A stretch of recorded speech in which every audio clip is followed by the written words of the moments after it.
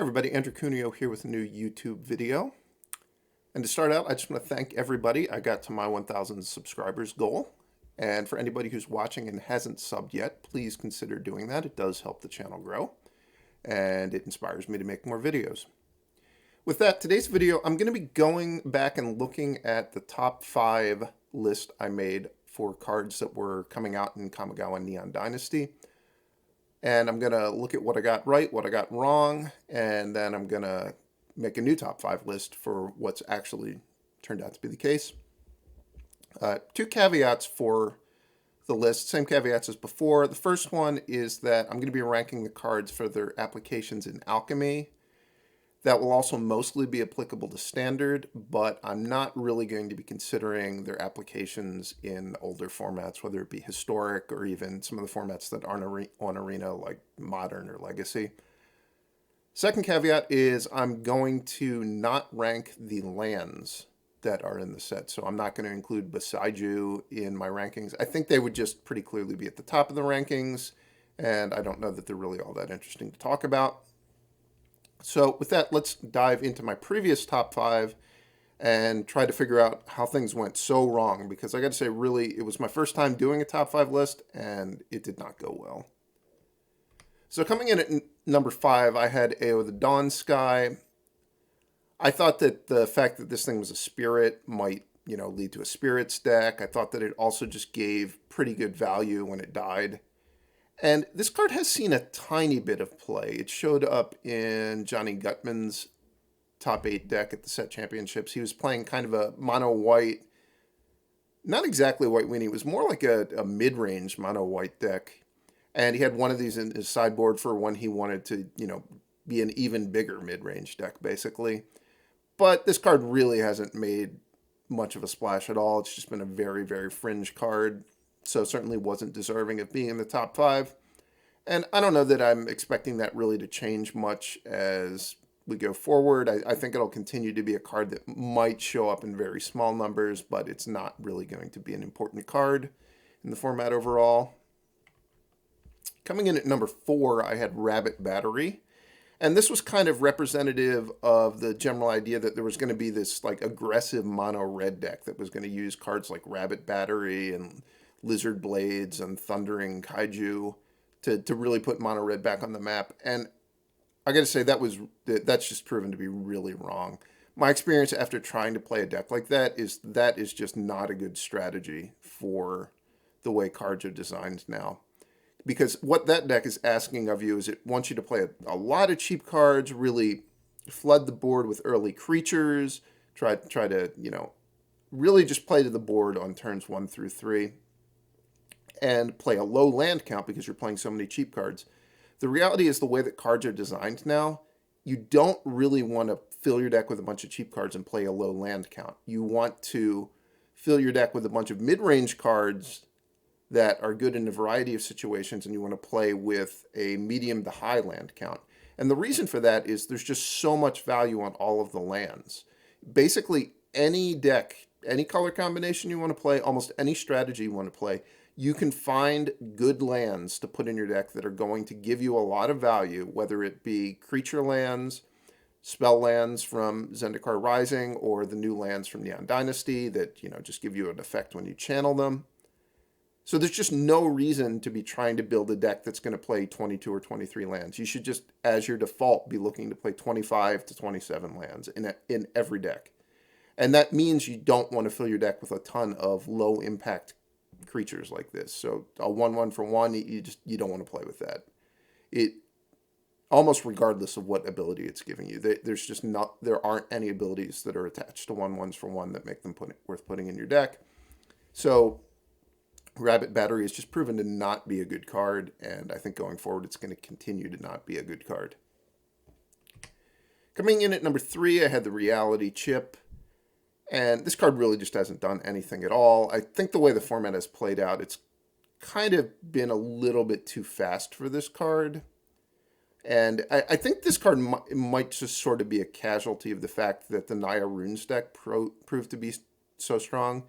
Because the Naya Runes deck really made it so everybody wanted to just put a lot of cheap removal in their deck. to kill the runes creatures, and it also just made it so the games were a little bit too fast-paced for the reality chip. So really the reality chip just hasn't done anything. Maybe we could see it show up in the sideboard of like historic decks, but really this is a card that did not fit very well into the format. And maybe going forward, we'll see some more artifact synergy stuff to make this card more appealing, but it really just hasn't proven to be an efficient enough card.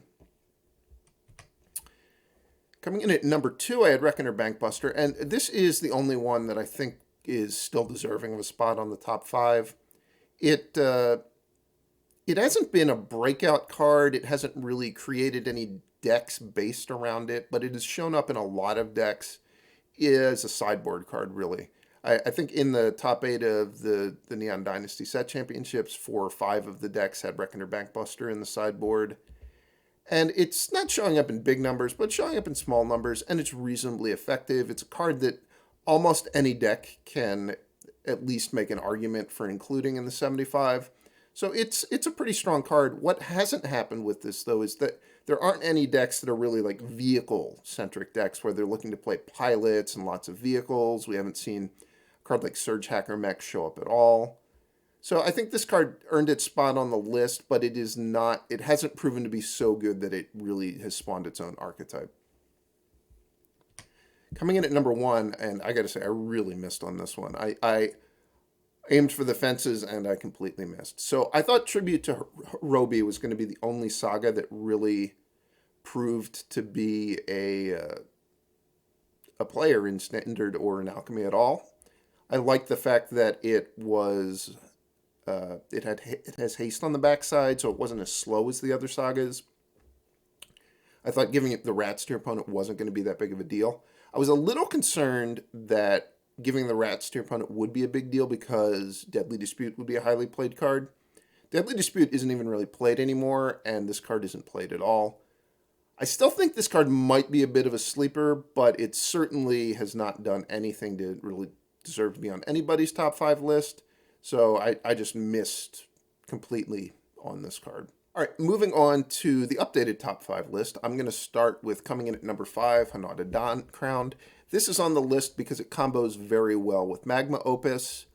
You can reduce the casting cost of Magma Opus down all the way to 2 if you have the right situation. This combo was good enough to put Jean-Emmanuel Depras into the top 8 of the most recent Set Dynasty Championship. The deck overall didn't do that well, but this card did spawn its own deck that had some success. That's why it's made it to number 5.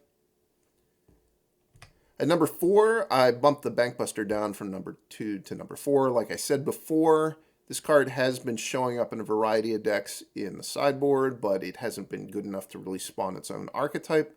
I think going forward, this is going to continue to just be an overall strong card.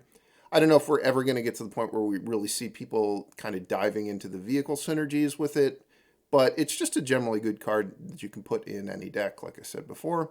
So I think it's earned its spot on the list, and I'm leaving it at number 4. Coming in at number 3, the Jukai Naturalist. Now, this is a card that didn't make my original list because I didn't think the combo with Runeforged Champion was going to be good enough to really make a mark, but boy, was that wrong. There were just, there was a period of a week or two where Runeforged Champion plus Jukai Naturalist, so the Naya Runes deck was just the dominant deck in Alchemy. It was all that people were playing or all that people cared about beating. When we finally got to the set championship, it was so obvious that this was a good deck that everybody basically targeted it, and it turned out if you really wanted to beat this deck, you could. So it didn't do that well at the set championship. I think going forward, we are going to eventually see a resurgence of this deck because people are going to dial back the hate as this stops being the most heavily played deck. And then once you aren't facing all the hate, it is going to be the case that it's just a good deck. So we'll probably hit an equilibrium point where this deck is showing up, but not in nearly the numbers it was initially. Either way, I think this card really, it spawned a deck that really, really dominated the format, so it definitely deserves a spot on the top 5 list, which is why I put it at number 3. Coming in at number 2, and this is the new Saga entry list, or the new Saga entry on this list. It's Fable of the Mirror Breaker. I really missed on this card bad. When I was evaluating all of the Sagas initially, I thought that they were just all going to be way too slow. They all packed a lot of value, but they were just glacially slow. So I really did not like any of them at all. And for the most part, that's proven to be true. Like a lot of them that people tried just turned out to be really, really bad. This one did not turn out to be really, really bad. This one turned out to be quite good. And I think part of that is because it is the design of, 3 steps and you get value at each step, but you get a lot of value at each step. And it doesn't feel as slow as the other ones because you are getting a lot of immediate impact. So the first step where you get the 2/2 Goblin Shaman that when it attacks you get a treasure, that doesn't demand a response from your opponent, but it is something that your opponent doesn't want to let you just keep getting treasures for free. So it does really incentivize them to interact with the Shaman, whether it be to leave back a blocker or to use a removal spell. So that part matters. The second part was probably the part I underestimated the most, where you just discard 2 cards and then you draw 2 cards. And just fixing your hand like that early on in the game has a really big impact on the game. It's something that unless your opponent can destroy the Saga, they really can't interact with it anyway, so you're going to get that value almost all of the time. And then the third part was the part that I perhaps missed on the most, the Reflection of Kiki-Jiki. I guess I think I missed the most on 2 different parts, but I really missed a lot on this card. There's a lot of missing to go around. So the Reflection of Kiki-Jiki, one thing I didn't appreciate was how many just otherwise good cards there were to combo with copying them. So the big targets here, I think, are the City Stalker Connoisseur, which if you get that combo going, you can lock your opponent out of their draw step effectively, which you're just almost always going to win the game once you do that. Also, you can combo it with Townraiser Tyrant, where you kind of poison more and more of their lands as the game goes on, and that's also going to lead to a win if your opponent can't break it up. We saw Jim Davis play with Mind Flayer in his sideboard, and even though cloning a Mind Flayer doesn't give you the creature permanently, it does essentially make combat impossible for your opponent because you just can't attack into somebody who can put a Mind Flayer into play at instant speed. It's never going to work out. So just overall, the card makes a ton of value. It's shown up in a variety of decks that are using it in kind of a variety of different ways, but it is one of the best cards in those decks, and almost all red decks are playing 4 copies of it at this point. The only red deck that isn't really is like the Hinata deck or like a blue-red control deck. But overall, it's just a great card and well-deserving of a spot at number 2 on the list. And then it shouldn't surprise anybody, coming in at number 1, the Wandering Emperor. It's proven to just be an all-around great card. We saw it show up in a variety of decks that made the top 8 of the set championship. It showed up in White Weenie, it showed up in the Orzhov Venture deck, it showed up in the Mardu midrange deck. It really just showed up all over the place. This was one that I knew was going to be hard to evaluate correctly because Planeswalkers are always tricky to evaluate, and this is a Planeswalker that functions differently than previous Planeswalkers because of the flash ability. The actual loyalty amount on the card and the activated abilities on it don't look that good, but it turns out when you can play the card with flash and get the first activation at instant speed, it gives the card a tremendous amount of flexibility that really makes it extremely effective. And also, it just lined up pretty well in the format. Exiling a tapped creature at instant speed was great against the Runes deck. Gaining life, again, against the Runes deck matters. Just in general, it matters. And then the thing you were left with after you exiled a tapped creature was still a Planeswalker that was good enough that your opponent had to respect it.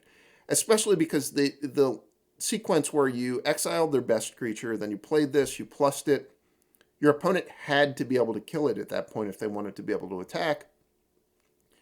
Whether, by attacking it or by playing a removal spell, because you couldn't let the Wandering Emperor exile your 2 best creatures. That was just too much value, and you would lose the game if you didn't respect it in that way. Also, it specifically in the Venture deck, the fact that you could flash this in and give a creature with Death Touch first strike was a really big deal. So just overall, a great card. I know I said there was a caveat that I wasn't going to consider the cards in older formats, but I have to say this one has also been good enough to spread back into older formats. It was played a ton in Historic, and I think if we looked at some of the other older formats, it would probably be able to find a home there too. I have to say, I think this is probably the best Planeswalker that's been printed since Oko, which obviously it's not as good as Oko, but that's a reasonably high bar to hit. And I think going forward, we're going to continue to see this card just show up in basically all white decks. Just a really great card all around. So that's my new top 5 list. Hopefully it's a lot more accurate than the initial one was. I've got the benefit of hindsight at this point, so if I didn't get it right, it would be pretty sad. If anybody has any disagreements, please leave a comment. I'd be interested to see them. And with that, thanks for watching, and I'll see you next time.